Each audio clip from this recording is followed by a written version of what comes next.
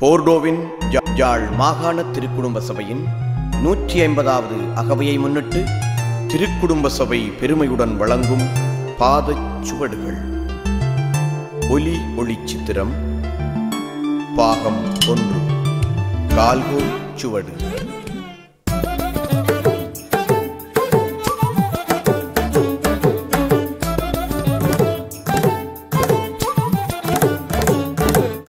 திருக்குடும்ப சபை ஓர் பாரிய விருட்சம், எங்கும் பரந்து விரிந்த சபை.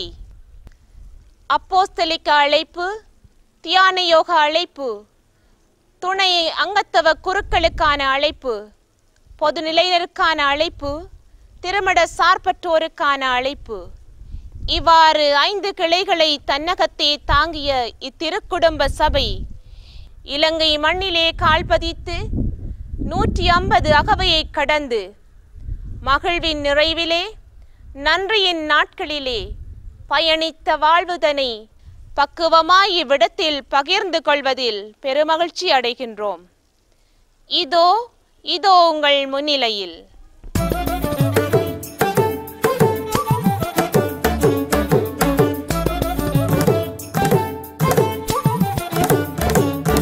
போர்டோவின் திருக்குடும்ப சபை துறவர சகோதரிகள் எம் யாழ் மண்ணில் தடம் பதித்த 150ஆம் ஆண்டு நிறைவை நன்றியோடு நினைவு கூறுகின்றோம். இலங்கை திருநாட்டுக்கு வருகை தந்த முதல் பெண் துறவர சபையும் இதுவே. யாழ் திருச்சபையின் விக்காராய் விளங்கிய ஆயர் சமேரியா அமலமரி தியாகி அவர்கள் அழைத்து வந்த முதற் சகோதரிகளின் வருகை எமது திருச்சபைக்கு ஒரு பொற்காலமாக அமைந்தது. இறை மக்களின் விசுவாச வாழ்வை உறுதிப்படுத்த, சிறுவர் அனாதைகள் பெண் பிள்ளைகளின் கல்வி ஒழுக்க மேம்பாட்டிற்காக செயற்பட, கிறிஸ்தவ குடும்பங்களை உருவாக்க ஆர்வமுடன் தங்களை கையளித்தனர். குருக்களுக்கு உறுதுணையாக இருந்து மேய்ப்பு பணிக்கு ஒத்துழைத்தனர். சகோதர துறவர சகோதரிகளை உருவாக்கி தாம் தொடங்கிய பணிகளை தொடர அவர்களுக்கு வழிகாட்டி வலுவூட்டினர். இறைவன் மாத்திரம் என்ற ஆன்மீக வாழ்வு திருக்குடும்பத்தின் மாதிரிகையும் அவர்களை வழிநடத்தி சென்றது. இவர்கள் மாறிவரும் உலகில் திருச்சபையின் தேவைகளுக்கு ஏற்ப இன்று வரையும் இலங்கையின் எல்லா மறை மாவட்டங்களிலும் பணியாற்றி வருகின்றனர். வேற்று நாடுகளுக்கும் வேதபோதக பணிகளுக்கு அனுப்பப்படுகின்றனர். தென் பகுதியிலும் சிங்கள சகோதரிகள் பல குழுமங்களிலும் வாழ்ந்து இதே பணியை மேற்கொண்டு வருகின்றார்கள். இவர்களது முதன்மையான கல்வி பணியினால் திருச்சபையின் வளர்ச்சிக்கும் சமூக முன்னேற்றத்துக்கும் அர்ப்பணிப்புடன் உழைத்து வருகின்றனர். காலத்துக்கேற்ற பணிகளை தங்களை ஈடுபடுத்தி போர்க்கால தேவைகள், அகதிகள் முகாம், ஏழைகள், அனாதைகள், விதவைகள், தொழுநோயாளர், வலுவற்றோர் மத்தியிலும் அதிகரிசனையோடு செயற்படுகின்றனர். இவ்வாறு 150 வருடங்களாக அன்புடனும் அர்ப்பணிப்புடனும் தங்களையே கையளித்து பணியாற்றும் எமது துறவர சகோதரிகளை இறைவன் ஆசீர்வதிப்பாராக. என் இதயம் நிறைந்த வாழ்த்துக்கள், செபங்கள், பாராட்டுக்களை தெரிவித்து நல் ஆசிகளையும் வழங்கி நிற்கின்றேன்.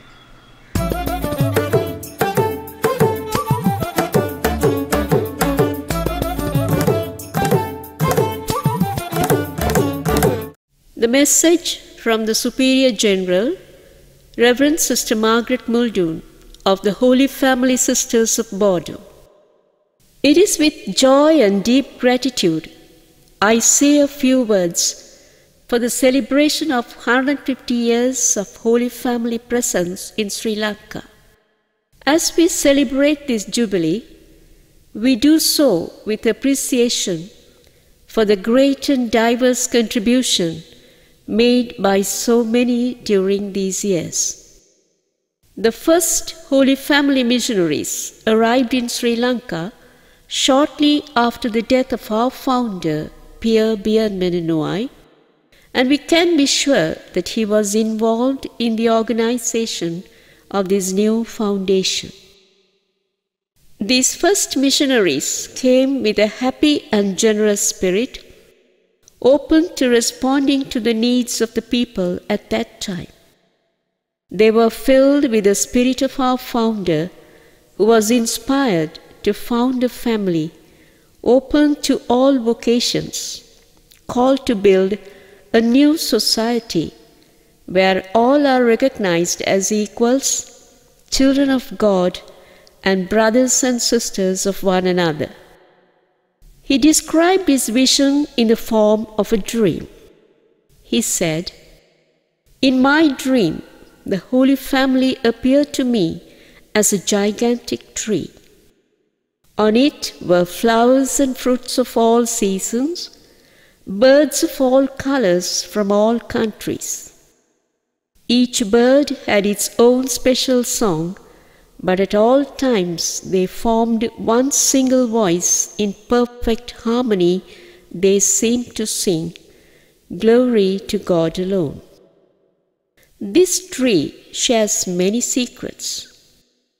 The secret of growth, the secret of producing fruit, good fruit, the secret of respect for differences, the secret of gathering people together in the joy of belonging to God's big family, with no one being excluded, all welcome, and the secret of keeping God in our minds and hearts as we live our lives, trying to make the world a better place. The Holy Family is built on that dream, God's dream, that all may be one. Today, the 5 vocations in the Holy Family are represented in Sri Lanka. A journey back to our origins and forward to today helps us to be more aware of where we came from and how we need to go forward in fidelity to our charism and the need to respond to the new calls of today. May all who hear this story be encouraged by the vision of our founder. In our recent general chapter, we affirm the call to live our mission of communion open to the whole human family and to all of creation. We stated that together we form a sacred community of life whose source is our Trinitarian God, who is love, communion. May all who are part of the celebration of the Jubilee be inspired to promote a just society where unity in diversity is valued and where equality and the dignity of every person is respected.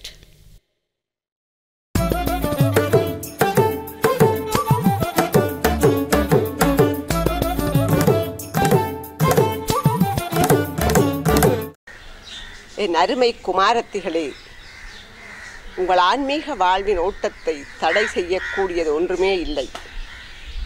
முன்னேறிச் செல்லுங்கள். நாலா பக்கங்களிலும் நற்செயல்கள், முன்மாதிரிகளை பிறப்பிக்கும் தெய்வீக விதைகளை விதைத்து கொண்டு செல்லுங்கள். எம் நிறுவனரின் இவ்வார்த்தைகளில் அர்த்தம் கண்டு அவரது கனவுக்கு வாழ்வும் வடிவமும் கொடுத்து இலங்கை மண்ணில் தடம் பதித்த திருக்குடும்ப சபையின் 150வது ஆண்டு நிறைவில் பூரிப்படைகிறோம். யாழ் மறை மாவட்டத்தில் தம் பணியை ஆரம்பித்து அங்கிருந்து தெற்கு நோக்கி நகர்ந்து இன்று இலங்கையின் பல மறை மாவட்டங்களிலும் அகல கால் பதித்துள்ளோம். 150 வருடங்களில் இந்த நீண்ட பயணத்தில் சாதித்தவைகளை நினைத்து மெய் மறந்து பூரிப்படைந்து நிற்பதை விட இப்பணிகளுக்கு வித்திட்டோரையும் உரமிட்டோரையும் வாழ்வதற்கு தம் பணி என்னும் நீர் விட்டோரையும் நினைத்து பார்க்கிறோம். இறைவனுக்கும் இவர்களுக்கும் நன்றிக்கரம் கூப்புகின்றோம். எமது வளர்ச்சிக்கு வேர்களாகவும் விழுதுகளாகவும் அமைந்து எம்முடன் உடன் உழைப்பாளர்களாகி பயணித்தவர்கள் இன்றையில் எம் பணிகள் சித்தி பெற்றிரா. சகோதரிகளின் தியாகம் அர்ப்பணிப்பு நிறைந்த சேவையில் எமது சபை செழித்து வளர்ந்து கிளை பரப்பி நிற்கிறது. இதற்குரிய பெருமை சகல வழிகளிலும் எம்மை ஆதரித்த ஆயர்கள், அருட்பணியாளர்கள், ஏனைய துறவற சபையினர், பொது நிலையினர்களையே சாரும். இறை தந்தையின் பாரிய குடும்பத்தில் நாமெல்லாம் ஒரு குடும்பம் என்ற இறைவனின் கனவு, எமது நிறுவனரின் கனவு ஈழ மண்ணில் நனவாகின்றது. கல்வி பணியோடு ஆரம்பித்து காலத்தின் அறிகுறிகளையும் தேவைகளையும் கண்டு பணிகள் விரிவடைகின்றன. இளம் விதவைகளுக்கான வாழ்வாதார திட்டங்கள், மன அழுத்தங்களோடு வாழ்வோருக்கு உளவள ஆலோசனைகள், இயற்கை அனர்த்தங்கள், போர் என்பவற்றால் பாதிப்படைந்தோரின் தேவையறிந்து பதிலிறுத்தல், தொழு நோயாளர்கள் உடனான சேவை, முகாம்களிலும் சிறைச்சாலைகளிலும் அல்லலுறுவோருக்கு செவி மடுத்தல், விசேட தேவை உடையோருக்கு தனிப்பட்ட கவனிப்பு என்று காலத்தின் தேவை உணர்ந்து எமது பணி விரிவடைந்து செல்கிறது. அது மட்டுமா, நீண்ட காலம் பணியாற்றிய பணித்தலங்களை விட்டு எமது காலடி படாத புதிய பணித்தலங்கள் நோக்கியும் எமது பயணம் தொடர்கிறது. இதுவரை கரம் பிடித்து வழிநடத்திய தேவன் எம்மோடு தொடர்ந்து பயணிப்பார். 151வது ஆண்டினை நோக்கி முன்னேறி செல்வோம்.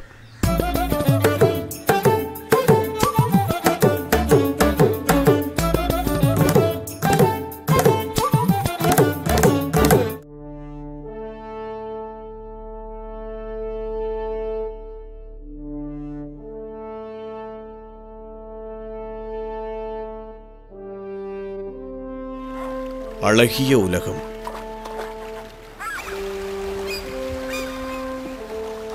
அது இறைபடைப்பின் அதிசயம்.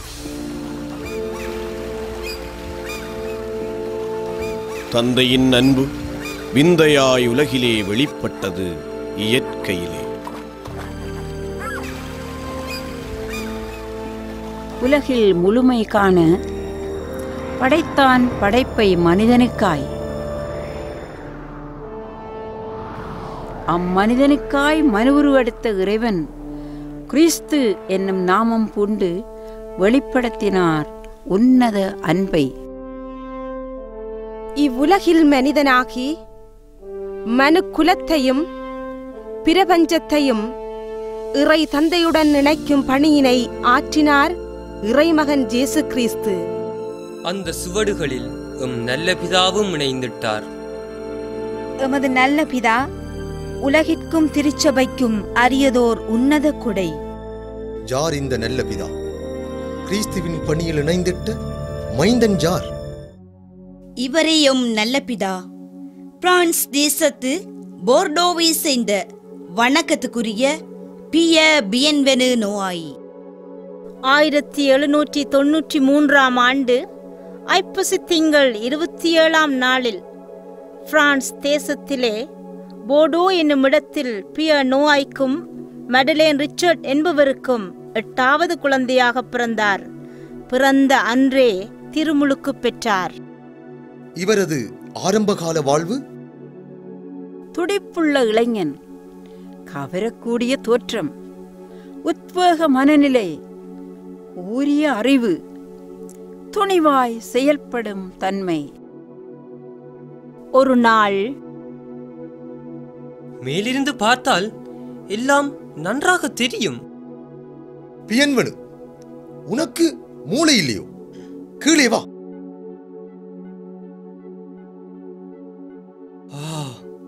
என்ன அழகான காட்சி! அவர் கீழே இறங்கும் பொழுது தலையில் அடிபட்டு தடுமாறினாலும் எவ்வித அசம்பாவிதமுமின்றி இறங்கினார்.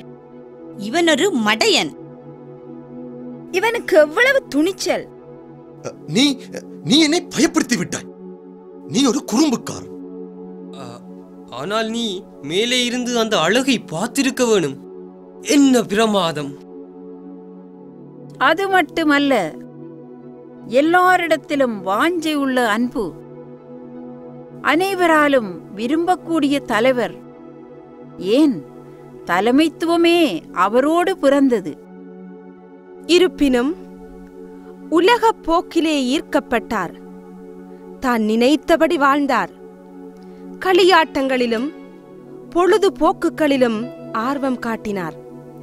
அடிக்கடி வீட்டுக்கு தாமதமாக வருவார். இது இவரின் தாய்க்கு மிக வேதனை தருவதாக இருந்தது. மகனே, நான் உனது அம்மாவும் நண்பியும் கூட. உன்னை கடவுளிடமிருந்து அந்நியப்படுத்துவது எது? சொல் மகனே, சொல். அம்மா, நான் அப்பாவை பார்க்கின்றேன்.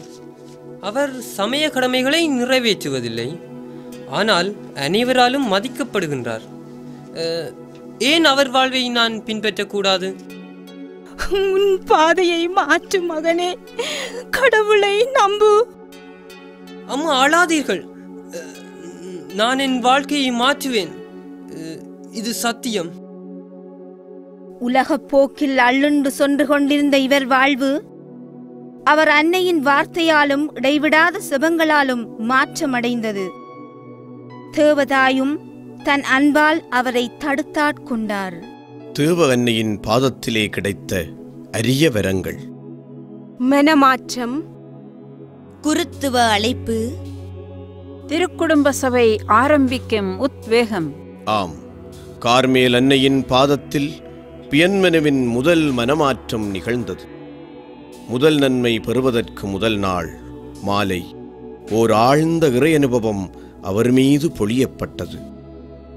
புனித ஆந்திரேயா தேவாலயத்தில் கார்மேல் அன்னையின் பாதத்தில் பரலோக ஆனந்தம் அவரை சூழ்ந்து கொண்டது.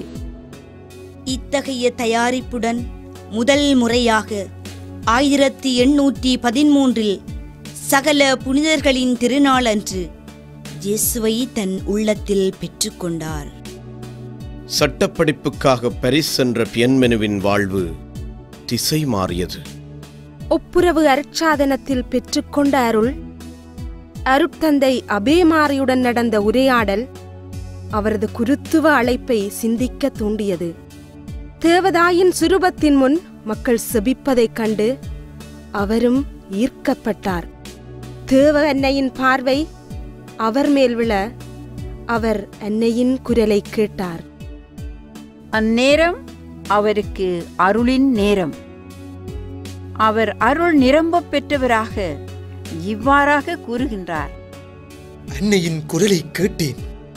அவள் என்னை அழைத்தாள். போக வேண்டிய பாதையை காட்டினாள். அனைத்தையும் புரிந்து கொண்டேன். 1816 ஆண்டு அக்டோபர் 11 புனித சுல்பீஸ் குறுமடத்தில் இணைந்து கொண்டார். மீண்டும் ஓர் இறை அனுபவம், அதுவும் மரியன்னை மூலமே. இது நிகழ்ந்தது புனித சுல்பீஸ் குறுமடத்தின் தேவாலயத்தில். 1818 ஆண்டில் ஒரு நாள் லொரட்டோ சிற்றாலயத்தில் அவர் செவித்துக் கொண்டிருக்கும் போது எழுந்தது ஒரு உள்ளுணர்வு. திருக்குடும்பத்தை மாதிரியாக கொண்ட ஒரு சபையை உருவாக்க வேண்டும். இவ்வுணர்வு பியன்வெனுவிலும் ஆழமான மனப்பதிவை உண்டாக்கியது. அது கருவாகி உருவாகி செயல் வடிவம் பெற சிந்தனை தூண்டப்பெற்றது. செபம் துணை நின்றது. 1819 ஆண்டு ஆனி 5 திரித்துவ பெருவிழா அன்று இறைபணிக்காய் குருமகனாய் தன்னை அர்ப்பணித்து திருநிலைப்படுத்தப்பட்டார். இதோ இளமை துடிப்புள்ள இளங்குரு பியன்வெனு.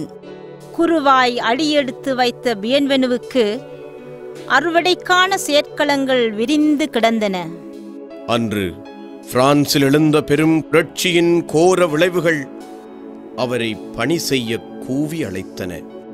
நொந்து போன சமூகம், நிர்வாகம் தளர்ச்சியுற்ற திருச்சபை, விசுவாசத்தில் தளர்ச்சி, ஆன்மீகத்தில் வறட்சி, அனாதைகளான சிறுவர்கள், அவலைகளான விதவைகள், ஆறுமற்ற இளைஞர்கள், ஆதரவற்ற இளம்பெண்கள், உறவிழந்த முதியவர்கள், தலை விரித்தாடிய வறுமை, மொத்தத்தில் ஆயனில்லா ஆடுகளாய் அவர்கள் அலைந்த காட்சி. அருட்தந்தை பியன்வெனுவை அழைத்தன சேவைக்காய். ஆர்வம் மிக்க அருட்குருவோ அயராது பணி செய்தார். பங்கு பணித்தளத்தில் பாரிய சேவை செய்தார். சேவையின் காலத்தில் உள்ளத்தில் உருக்கொண்ட திருக்குடும்ப மாதிரி வாழ்வு ஒரு சபையாக மலர்வதற்கு காலம் கைகூடியது. 1820 வைகாசி 28 பரம திரித்துவத்தின் திருவிழா அன்று உதயமானது போர்டோவின் திருக்குடும்ப சபை.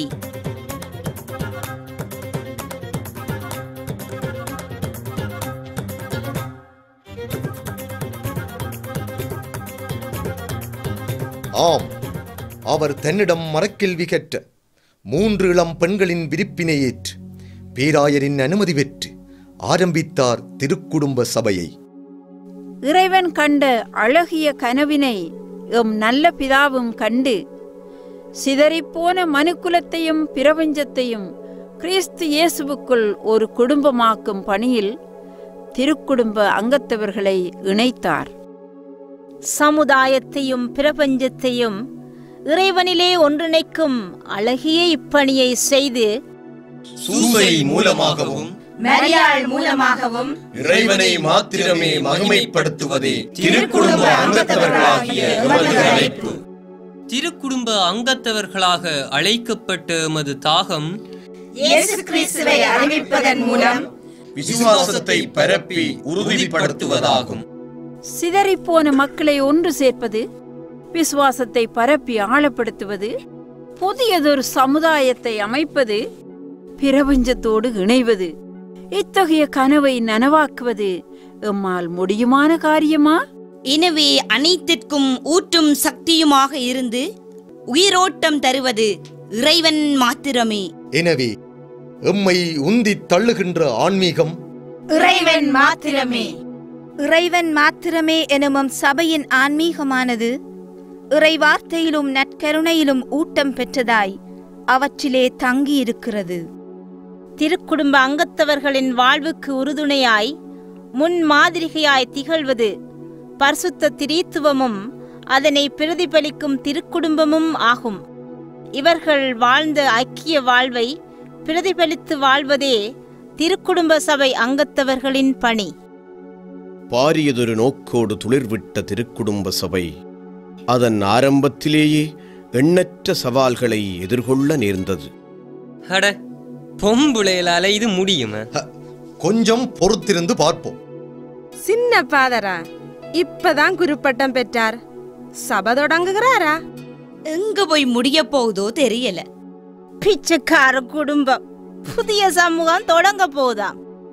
இருக்கிற சபையில எங்க காணல, அதுக்குள்ள புதுச்சபை தொடங்கினமா?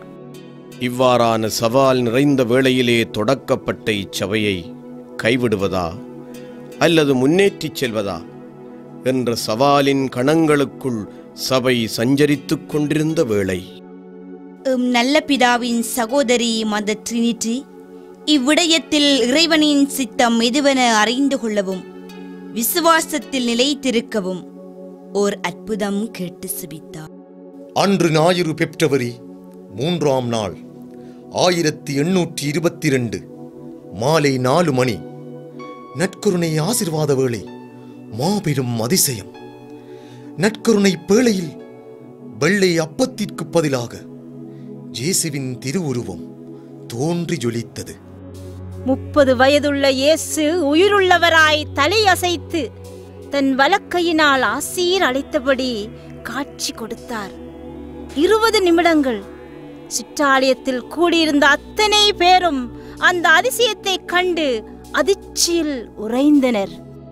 இயேசுவின் திருவுருவம் தோன்றிய அவ்வேளையில் அருட்சகோதரி மிலேடி பேஷோவின் உள்ளத்தில் ஒலித்தது இறைகுரல். இருக்கிறவர் நாமே, நம்மை தவிர வேறெவரும் இல்லை. படைப்புகளின் புகழும் மதிப்பும் புகை போன்றவை. இருக்கிறவர் நாமே, அவைகளது நட்பு தூசியை போன்றது. இருக்கிறவர் நாமே. உலக செல்வமும் இன்பங்களும் சகதியை போன்றவை. இருக்கிறவர் நாமே. நம்மை தவிர வேறெவரும் இல்லை.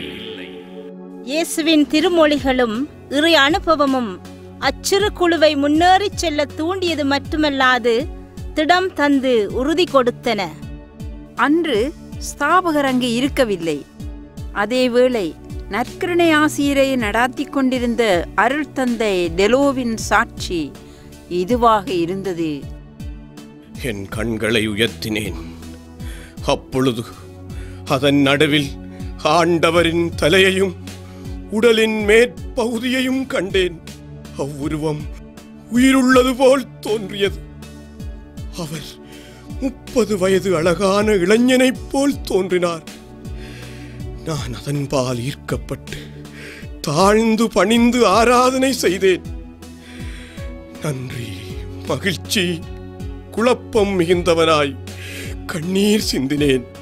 இவற்றையெல்லாம் கேள்வியுற்ற சபை நிறுவனர் நன்றி உள்ளம் கொண்டவராய் இவ்வற்புத ஆசீர்வாதத்தில் பங்கு பற்றியவர்களின் சாட்சியங்களை பெற்று பேராயரிடம் சமர்ப்பித்தார். இவ்வற்புத காட்சிக்கு அங்கீகாரத்தையும் வருடந்தோறும் இதை நினைவு கூறவும் அவர்களுடைய அனுமதியை பெற்றார். காட்சியில் பொதிந்துள்ள செய்தியை ஆழமாக தியானித்து ஐயமுற வேண்டியதில்லை. திருக்குடும்ப சபையை அங்கீகரித்து ஒப்பமிட்டவர் வேறொருவரும் இல்லை.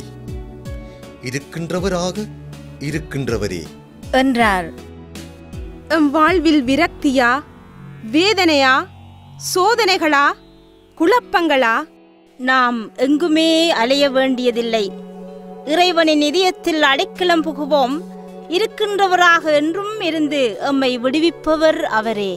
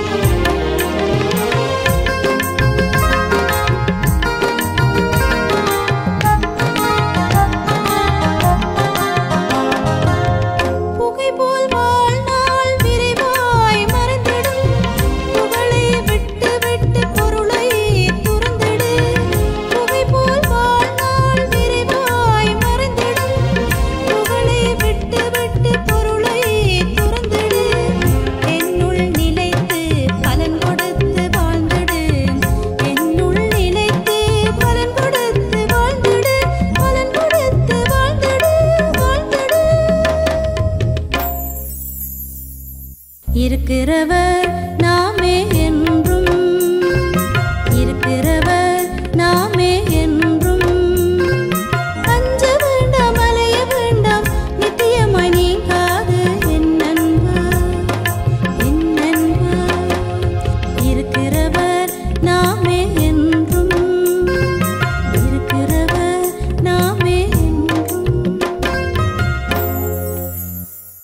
நற்கருணை ஆசீர்வாதத்தின் பின் எம் சபையில் பல ஆர்வம்மிக்க விசுவாசம் கொண்ட இளம் உள்ளங்களும் இணைந்தனர்.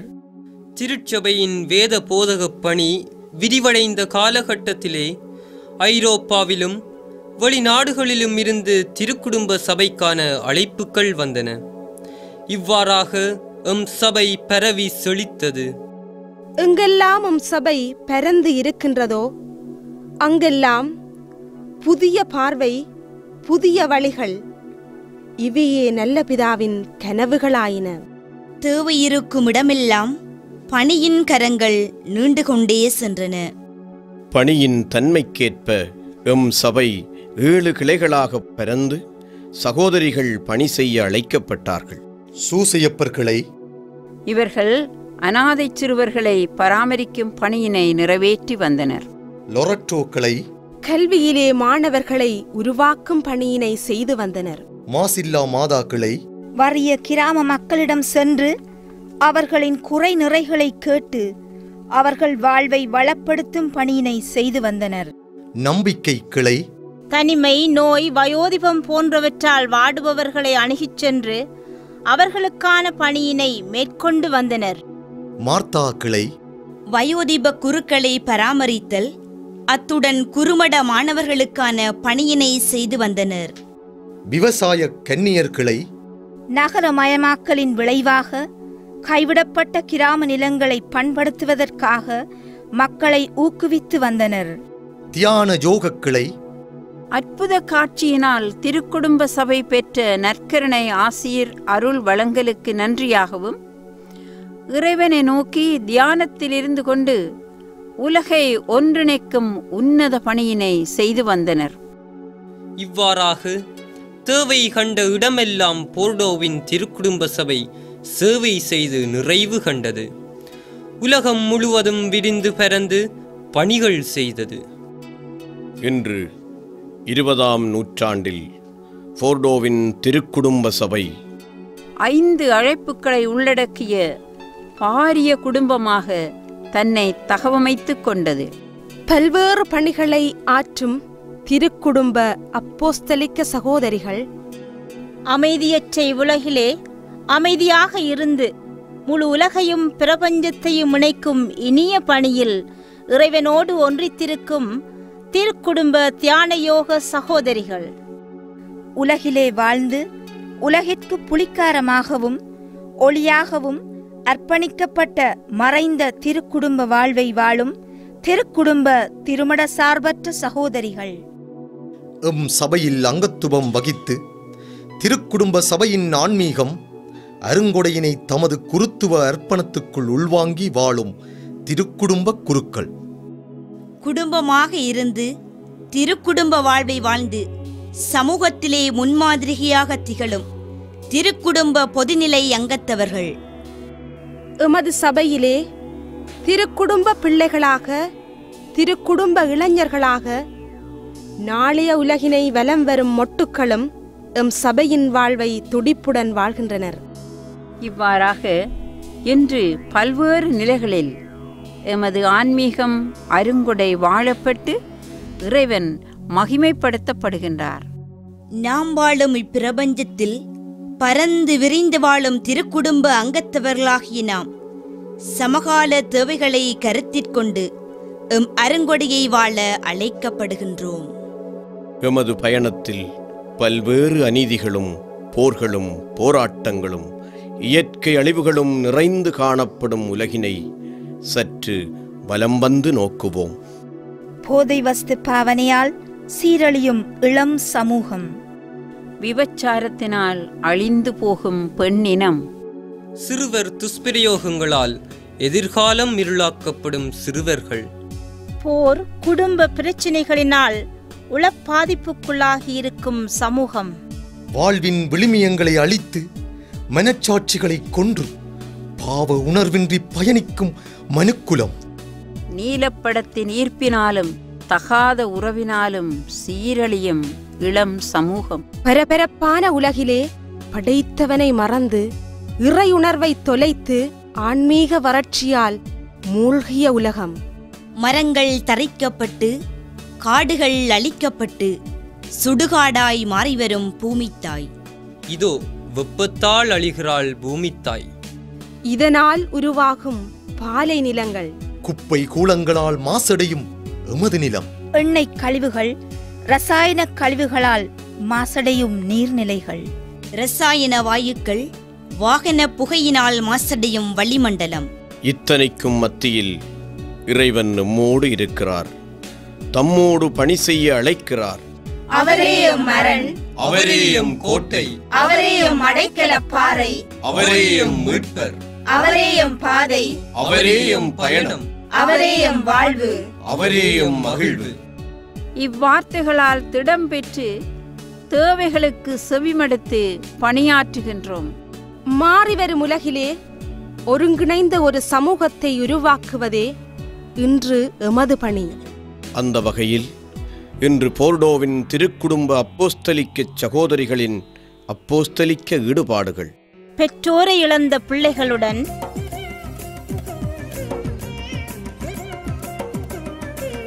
மாற்று வலுவுடையோருடன்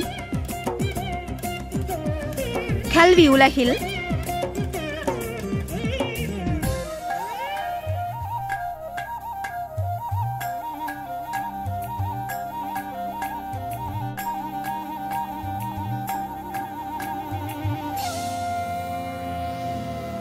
கால் இழந்தவர்களுடன் அகதி முகாம்களில்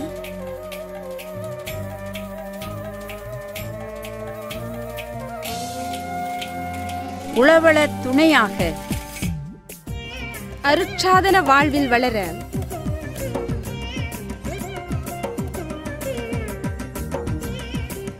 குடும்பங்களுடன்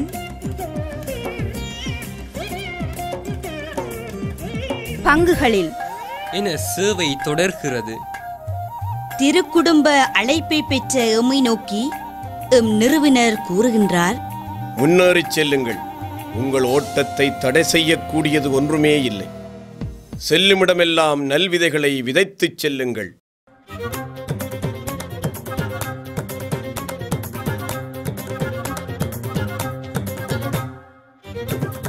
ஆம், தேவை கண்ட இடமெல்லாம் சேவை கொண்டு செல்வோம். சேயனங்கள் வாழ்வெல்லாம் சிறஞ்சிறக்கச் செய்வோம். மரியாள் மூலமாகவும் சூசை மூலமாகவும் இயேசு கிறிஸ்துவில் இறைவனுக்கே மகிமை என்ற உன்னதத்தை காணுவோம். இறைவனுக்கே மகிமை என்ற உன்னதத்தை காணுவோம்.